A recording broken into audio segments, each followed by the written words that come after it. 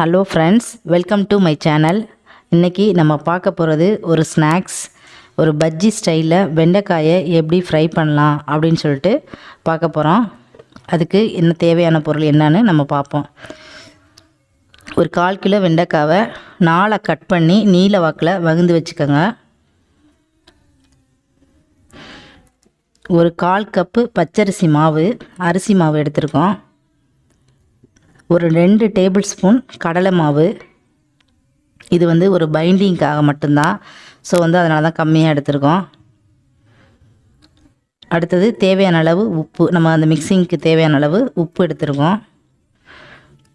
காரத்துக்கு நம்ம வேறு எதுவும் சேர்க்க போகிறதில்ல, ஸோ மிளகாத்தூள் 2 ஸ்பூன் சேர்த்துருக்கோம். நம்ம இன்னும் காரம் அதிகமாக வேணும்னா நீங்கள் எவ்வளோ வேணாலும் சேர்த்துக்கலாம். அடுத்து ஒரு அரை எலுமிச்சம்பழம் சேர்த்துருக்கோம். இப்போ நம்ம எடுத்து வச்ச எல்லா பொருளையும் ஒரு பவுலில் போட்டு நல்லா மிக்ஸ் பண்ணிக்குவோம். ஸோ கடலை மாவை கொட்டியாச்சு. அடுத்து அரிசி மாவு, அதுக்கப்புறமா உப்பு, மிளகாத்தூள் எல்லாமே போட்டு நல்லா மிக்ஸ் பண்ணுங்கள்.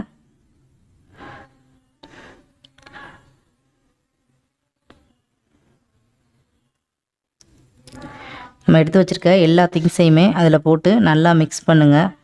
நல்லா இது பஜ்ஜி மாவு பதத்துக்கு நல்லா மிக்ஸ் ஆகணும். பஜ்ஜி மாவை விட கொஞ்சம் திக்காகவே இருந்தாலும் கூட பரவாயில்ல, ஏன்னா அப்போ தான் ஃப்ரை நல்லா முறுமுறுன்னு இருக்கும். நம்ம ரொம்ப கொஞ்சம் தண்ணியாக கரைச்சிட்டோம் அப்படின்னு சொன்னாக்கா பஜ்ஜி மாதிரி போயிடும், சாஃப்டாக அது ஒரு மாதிரி ஆயிரும். ஏன்னா வெண்டைக்காய் வலுவலுன்னு இருக்கும். அந்த இது இல்லாமல் ஆக்கிறதுக்காக தான் நம்ம இந்த மாதிரி ஃப்ரை பண்ணுறோம். சாப்பிடாத குழந்தைங்களுக்கெல்லாம் வெண்டைக்காய் ரொம்ப நல்லது, ஆனால் சாப்பிட மாட்டாங்க. ஸோ நம்ம இந்த மாதிரி ட்ரை பண்ணி கொடுத்தோம்னா கண்டிப்பாக சாப்பிடுவாங்க, பஜ்ஜி மாதிரி. இப்போ பாருங்கள், நம்ம தேவையான அளவு தண்ணியை கொஞ்சம் கொஞ்சமாக விட்டு மிக்ஸ் பண்ணுங்கள். ஒரே அடியாக தண்ணியை ஊற்றிட்டீங்க அப்படின்னு சொன்னாக்கா ரொம்ப லிக்யூடாக போயிடும், எண்ணெய் குடிக்க ஆரம்பிச்சிரும், நல்லாவும் இருக்காது. ஸோ தண்ணியை கொஞ்சம் கொஞ்சமாக விட்டு விட்டு மிக்ஸ் பண்ணி பார்த்துக்கிட்டு தண்ணி விடுங்க. நம்ம பஜ்ஜி மாவு மிக்ஸ் பண்ணுவோம்ல, அதே ப்ராசஸ் தான். இப்போ பாருங்கள், எனக்கு தண்ணி பத்தலை, இன்னும் கொஞ்சம் தேவையான அளவு தண்ணியை விட்டு நல்லா மிக்ஸ் பண்ணுங்கள்.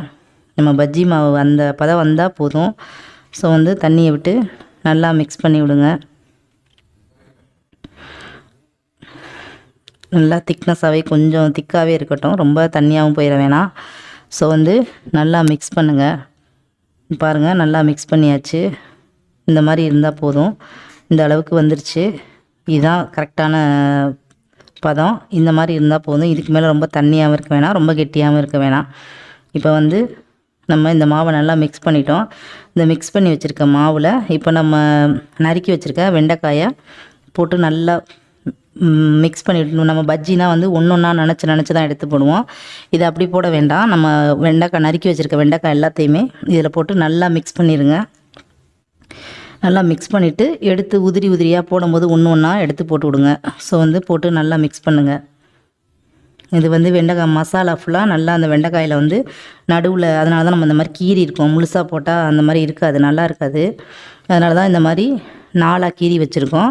ஸோ நல்லா மிக்ஸ் பண்ணி விடுங்க. அந்த சென்டரில் இருக்கிற அதுக்குள்ளெல்லாம் மசாலா நல்லா போகட்டும். அப்போ தான் சாப்பிட நல்லா முறுமுறுன்னு இருக்கும், அந்த வலுவலுப்பு தன்மை இருக்காது. பாருங்கள், நல்லா மிக்ஸ் பண்ணிட்டேன். நல்லா மிக்ஸ் ஆயிடுச்சு. இதுக்கப்புறமா நம்ம ஆயில் தேவையான அளவு விட்டு இதை பொரித்து எடுத்துடலாம். பாருங்கள், நல்லா மிக்ஸ் ஆயிடுச்சு. இது போதும், கரெக்டாக இருக்குது. இப்போ நம்ம ஒரு ஸ்டவ் ஆன் பண்ணி அடுப்பில் பாத்திரத்தை வச்சு இப்போ அதை பொரித்து எடுத்துருவோம்.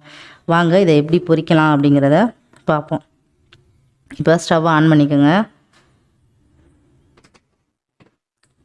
ஒரு சட்டி எடுத்து அடுப்பில் வச்சுக்கோங்க. வச்சுட்டு தேவையான அளவு ஆயில் விட்டுக்கோங்க. இது எண்ணெய் அவ்வளவா குடிக்காது, நல்லா மிக்சிங் நம்ம கரெக்டாக பண்ணியிருக்கோம். அது மாதிரி பண்ணிங்கன்னா உங்களுக்கு எண்ணெய் குடிக்காது. ஸோ ஒரு 100 கிராம் ஆயில் எடுத்திருக்கேன், அதுவே போதும். ஆயில் நல்லா ஹீட் ஆகட்டும். நீங்கள் ஹீட் ஆகாமல் போட்டிங்கன்னு சொன்னால் எண்ணெயும் குடிக்கும், அது நல்லா இருக்காது. இப்போ பாருங்கள், நல்லா ஆயில் நல்லா ஹீட் ஆயிடுச்சு. இப்போ நம்ம எடுத்து வச்சு மிக்ஸ் பண்ணி வச்சுருக்க வெண்டைக்காயை ஒன்றா எடுத்து அதில் போட்டு விடுங்க. போட்டு நல்லா ஃப்ரை பண்ணுங்கள். டீப் ஃப்ரை பண்ணும்போது எப்போதுமே ரொம்ப ஹை ஃப்ளேம்லேயும் வைக்கக்கூடாது, ரொம்ப லோ ஃப்ளேம்லேயும் வைக்கக்கூடாது.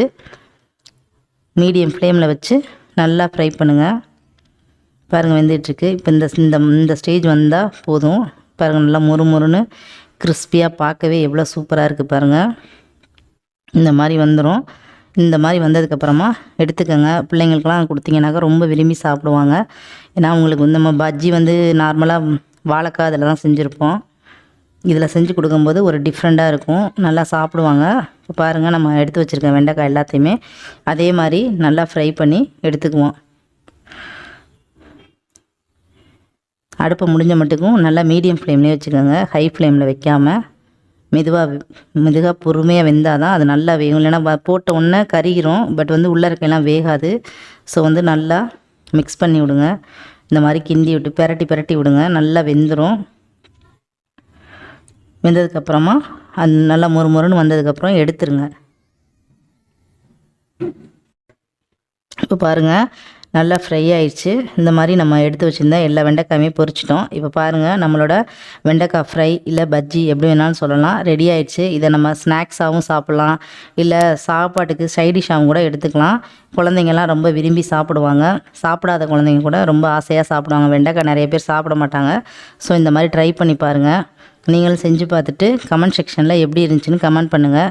வீடியோ பிடிச்சிருந்தா லைக் பண்ணுங்கள், ஷேர் பண்ணுங்கள், நம்ம சேனலை சப்ஸ்கிரைப் பண்ணுங்கள், சப்போர்ட் பண்ணுங்கள். தேங்க்யூ ஃபார் வாட்சிங்.